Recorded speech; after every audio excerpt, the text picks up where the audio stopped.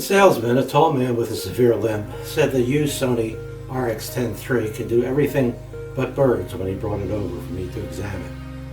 I love to photograph birds, so a statement like that is usually a deal killer. Still, when a salesman says something like that, I usually listen to him because a negative comment from a salesman makes it seem he's being straight with you. This time I didn't listen. I bought the camera, as you can see. Call it arrogance, but I've been photographing birds for so long, I sometimes think I could take a bird picture with a pickle. The camera was elderly but solid, and at $749, it was an affordable option I had been looking at for a long time. It had a 20.1 1-inch sensor and a 24-600 lens. At 24 millimeters, it opened up to 2.4, and at 600 millimeters, it didn't lose much at f4. I thought if I couldn't take a bird photo with a camera like this, there was something wrong with me, not the camera. I also knew I could use the clear image zoom, which doubles the length of the lens, giving me a 1200 millimeter lens at f4. That's a heck of a reach for f4, and a much better option than a pickle. I agreed with the salesman that the 1-inch sensor wouldn't give the fine detail of a full-frame camera, but there was something else that made me want this piece of gear. The HFR, or high frame rate, located on the mode dial. You can set this camera at 240 frames per second, up to 480 frames per second, and at an insane 960 frames per second, although the quality goes down as the frame rate goes up. It gives incredible slow motion video, and even if I had to bring pickles out to the woods to photograph the birds, I was going to buy it just because of the HFR. He was still limping badly and warned me to take care of my knees and said he was having knee surgery the next week. I told him it was too late for me, that I had knee surgery myself 30 years ago, and pulled out my wallet. The HFR was calling me, and I'd deal with the bird photography later. I bought the damn camera. Let's take a look at some super slow motion video taken of birds at the lake. First, some geese, floating like old battleships. Then, luckily, this hybrid duck showed up right at my feet, feeding and eating and drinking. After eating and drinking, it was time to clean up.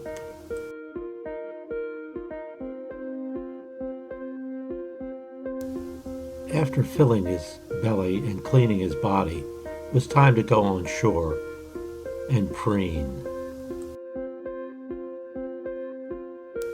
He couldn't have been more pleased with himself, and showed his pleasure by shaking a tail feather.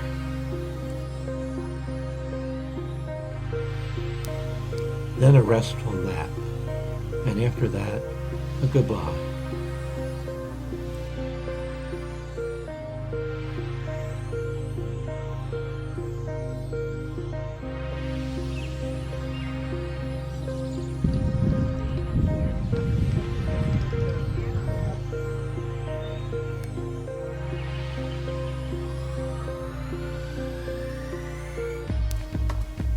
Why else would a bird come to a bird feeder except for the bird seed? That's exactly what this grackle is doing, feeding enthusiastically. Here's a beautiful male, red-breasted grosbeak beak, having his turn at the feeder. And then there are two guys sharing a feeder, a mourning dove and the grackle again. The grackle is being a little greedy about the feed. And here's a hesitant, white-breasted nuthatch. He'll get it eventually. Now comes the real test. Was our limping salesman right about the Sony RX10 III? This dramatic shot of an osprey says maybe he's not right. And this cute portrait shows the camera's other abilities. The camera's clear image zoom got a real close-up of this male northern cardinal. Wow, more hunting drama from an osprey. The clear image zoom gives a great portrait of a grackle. I just managed to capture this northern Parula warbler. Cute, isn't he? Here's a pretty sharp, close portrait of a gray catbird. And here's another one. The clear image zoom worked fine for this close-up, as it did for this series of close-up of blue jays.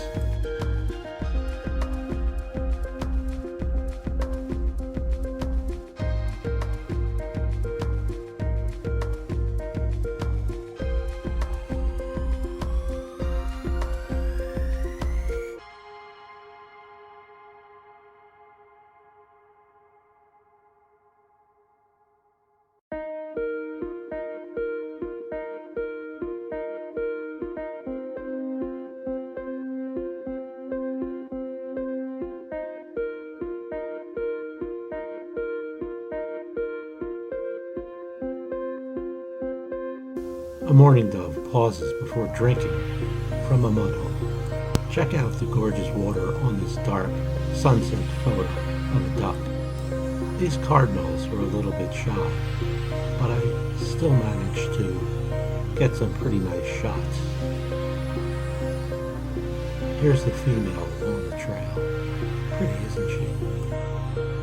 The female robin checks to see if it's safe to keep building her nest. This female tree swallow has her nest built, so she can take a little rest and preen her feathers. Later she'll have work to do. Geese in white clover make a pretty portrait, don't you think? This grackle is beautiful, but maybe has a bad attitude. Here he shows a calmer side.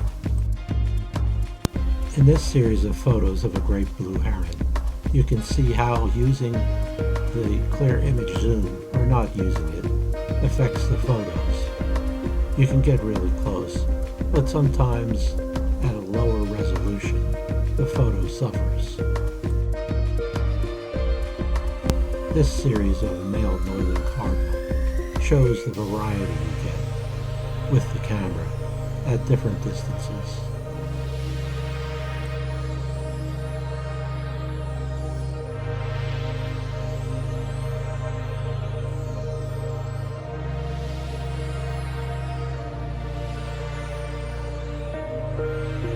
Our male rose-breasted grosbeak is still at it.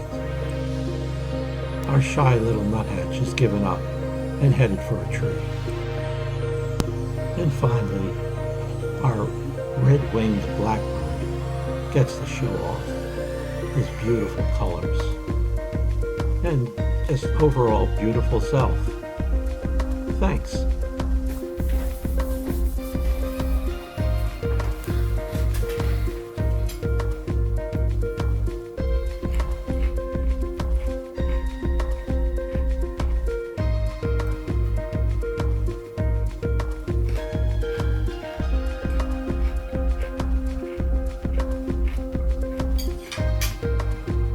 Oh, hi there. I didn't see you there at first. Well, now that I've discovered that the Sony RX10 Mark III is good for both bird video and still photographs, I can go back to eating my pickles rather than considering using them as a camera, which is, of course, idiotic in the first place, but sometimes I get these idiotic ideas. These pickles are really delicious. Anyway, I hope you enjoyed watching the video and looking at the stills, and hope you can tolerate some of the clicking and less usable or great features of my video. I think the photos and the video turned out pretty good, and they give you a good idea of exactly what you can get out of the RX10 Mark III. So, anyway, I hope you liked the video and that you'll subscribe and come back and see more of my videos. Until then, I've got a lot of pickles to eat.